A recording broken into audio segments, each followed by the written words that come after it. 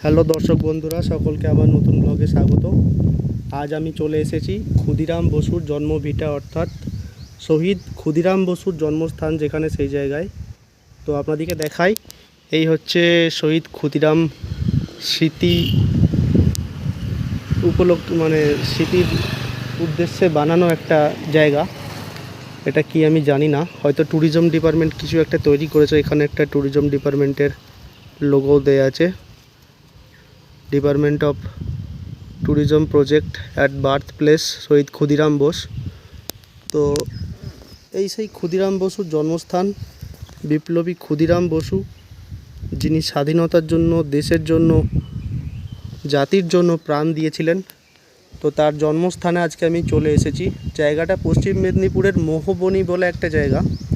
তো এখানে আমি কাজের উদ্দেশ্যে এসেছিলাম, কিন্তু যখন দেখলাম এখানে বিপ্লবী ক্ষুদিরাম বসুর জন্মস্থান খুব কাছেই, তখন আমি এখানে আসতে বাধ্যই হয়েছি, কারণ আমি আসলে একজন ইতিহাস প্রেমী। তো দেখুন, আপনাদেরকে দেখাই, এই সেই হচ্ছে জায়গা যেখানে শহীদ ক্ষুদিরাম বসু জন্মস্থান, যেখানে জন্মগ্রহণ করেছিলেন। এবং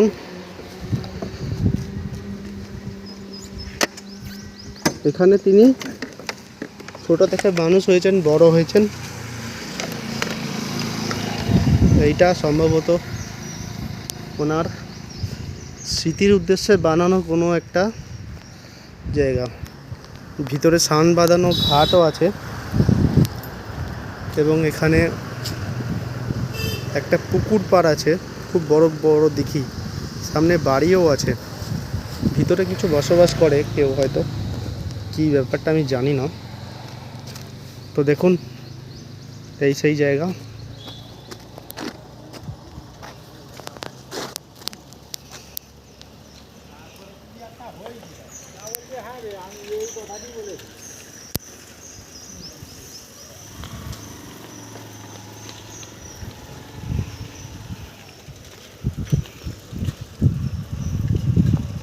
তো এখানে দাদা, ক্ষুদিরাম বসুর জন্মস্থান এখানেই না? এখানে কি আর কিছু আছে, দেখার জিনিস কিছু আছে? মানে এই এইটা কি, এটা কি, এই জায়গাটা কিসের জন্য? মানে পার্কের মতো করেছে? আচ্ছা। আর এইটার ভিতরে কি আছে? আচ্ছা, এখানে মানে স্ট্রাকচার করা আছে, ওইখানে ওনার আদি বাড়ি ছিল। ওখানে যেতে দেয় এখন? যাওয়া যাবে?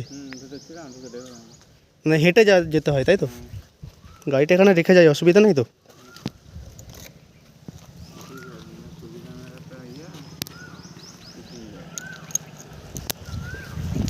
তো দর্শক বন্ধুরা, আপনারা দেখছেন যে আমি যাচ্ছি শহীদ ক্ষুদিরাম বসুর যে স্মৃতি সৌধ, এবং তার সাথে ওনার একটা মূর্তি বানানো আছে ওই জায়গায়। দেখুন, এই হচ্ছে সেই গেট, এই হচ্ছে সেই তোরণ।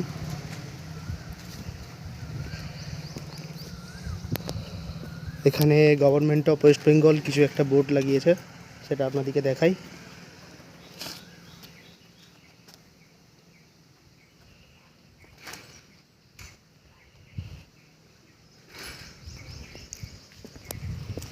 তো এখানে একটা সুন্দর পার্কও করা আছে, আপনারা দেখতে পাচ্ছেন।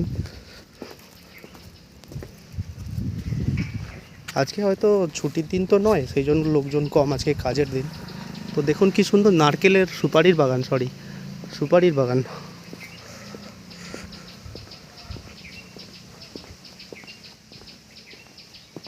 এই হচ্ছে সেই জায়গা, দুপাশ খুব মনোরম পরিবেশ, খুব সুন্দর জায়গা। জায়গাটা মেনটেন হয়, এটা দেখে বোঝা যাচ্ছে। এখানে একটা পার্কও করা আছে, ওখানে একটা মঞ্চ টাইপের করা আছে, এবং এইদিকে কিছু শহীদ ক্ষুদিরাম বসু স্মৃতি ভবন উদ্বোধন করেছেন মাননীয় শুভেন্দু অধিকারী মহাশয়। শহীদ ক্ষুদিরাম স্মৃতি পাঠাগার, মোহবানি, কেশপুর, পশ্চিম মেদিনীপুর।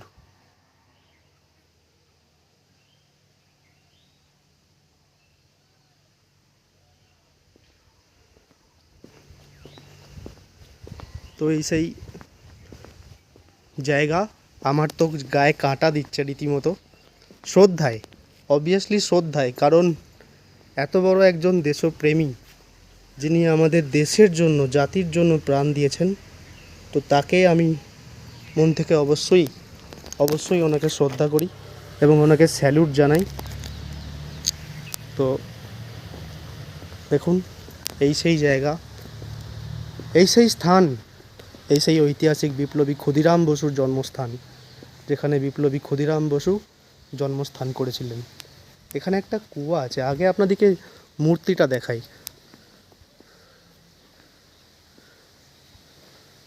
দেখুন, শহীদ বিপ্লবী ক্ষুদিরাম বসুর মূর্তি।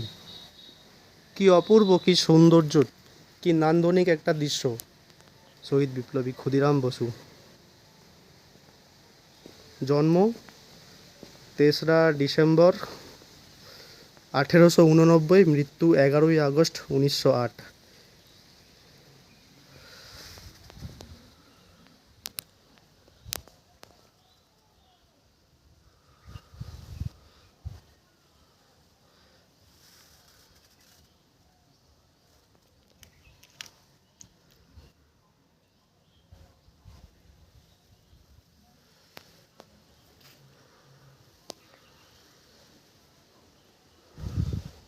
হে বিপ্লবী, তোমায় ছিলাম। দেখুন, এই হচ্ছে পরিবেশ।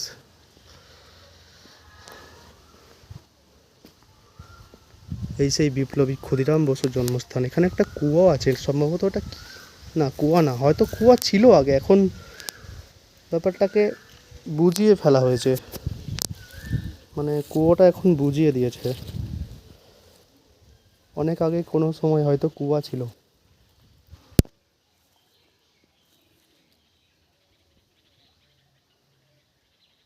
তো এই সেই ঐতিহাসিক বিপ্লবী শহীদ ক্ষুদিরাম বসুর জন্মস্থান।